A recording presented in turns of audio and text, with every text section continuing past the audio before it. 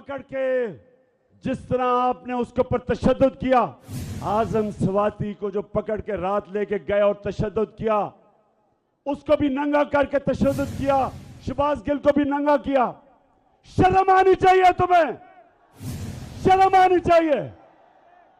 क्या ये तुम्हारा काम है?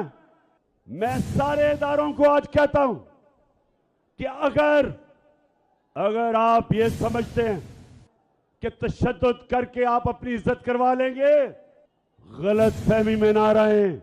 जब सारे चोरों को छोड़ा जा रहा है, शहबाज शरीफ जैसे डाकू और इसके बेटे को बरी किया गया एफआईआर केसेस से, जो भी जिम्मेदार है उनको शर्म आनी चाहिए।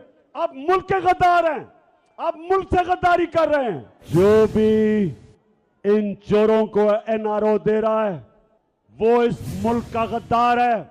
जो समझते हैं